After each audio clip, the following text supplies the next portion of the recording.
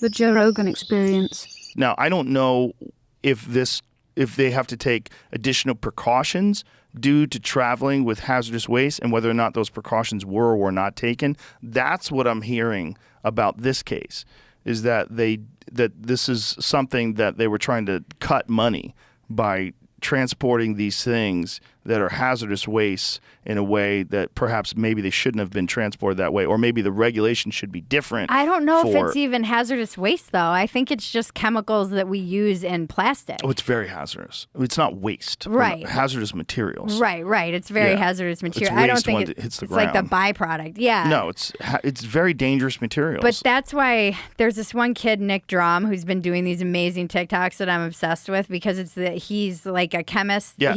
He's great. He's actually taking what the APA is releasing and he's trying to make sense of it. And he's like, why am I think I sent the that to person Jamie. who's doing this? Yeah. Why am I the person who's asking these questions? Because what he mentions is when you look at the manifest of the chemicals that were on there, what we're looking at is they're doing, what's in the air. But also he was saying there was petroleum. So we're talking about an oil spill too, but no one's talking about that. Well, let's play what he has to say. Rewind that, Jamie. He has a bunch. I don't know. Well, let's play this one. Play the one you have in front of you. Okay. And rewind that. Hold on. Stop. Sound. Play. Yeah, I don't know if that's his TikTok. It hasn't been very good. So let's talk about the trail derailment in East Palestine, Ohio. East Palestine's about an hour north of Pittsburgh, almost halfway to Cleveland. Norfolk Southern has a rail line that goes right through town, and this derailment happened right on the edge outside of town on the border of PA and Ohio. Of the cars that crashed, 5 of them contained vinyl chloride. It's a monomer used to make PVC.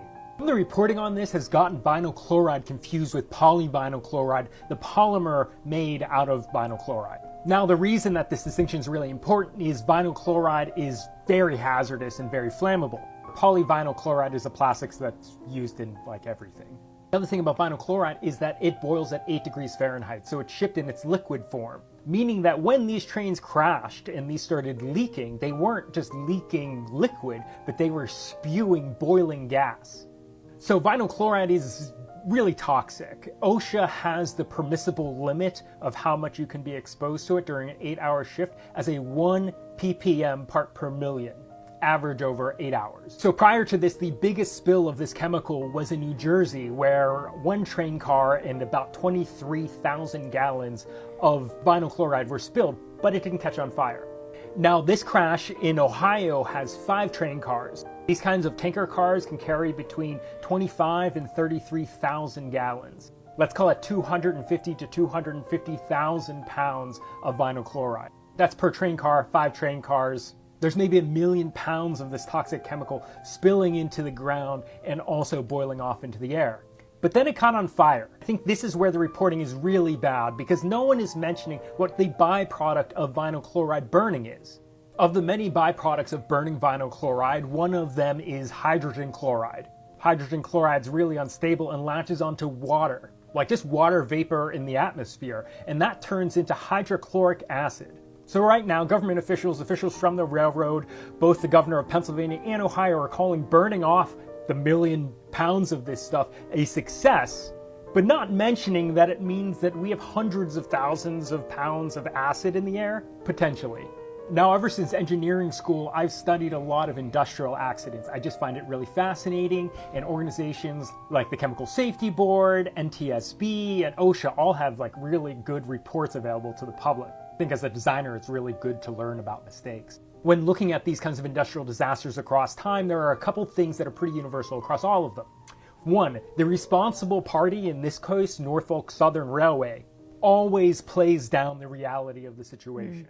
Politicians also just repeat the same lines, and then news outlets just repeat the same. So all we're hearing is the responsible party's word. This hasn't been getting... So, Jamie, I also sent you a video that shows what it looks like in the area where these clouds are passing over, and it is horrific. It's apocalyptic. It's so terrible. There's a man who's on the ground who's screaming that these aren't storm clouds, that these are the clouds of this shit that they're burning from East Palestine. And he's freaking out, and, like, animals are dying, pets are dying, fish are dying in the rivers. The idea that they only evacuated a small area. Yeah. Like, you're talking about like miles and miles away from this. Yeah. Animals are dying. This is it. Look at this. Play this. Go full screen with this because it's so These crazy. aren't Look at these this. aren't storm clouds. This is the fucking shit that they burn off. The fucking shit they burn off in East Palestine. This is not fucking storm clouds. Look at this. I know. Look at it. This is over Darlington.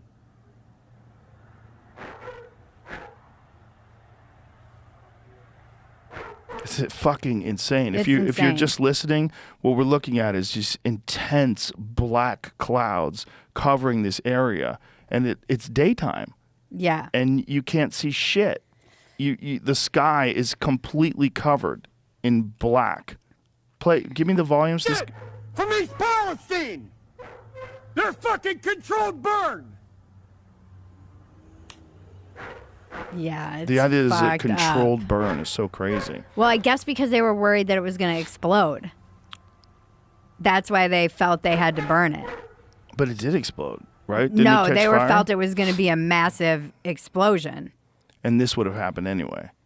But there's no other options. And they like in one of that kid's TikToks later on, he talks about how they just buried it. And so people are saying they did this just to get the trains running again, basically, which again, the cynic in me wouldn't doubt, but I don't know. I just sent you a text from my editor, Joe Donatelli, who I loved from Playboy. He now lives in Ohio and he's does local news. And I will say local news has been great on this.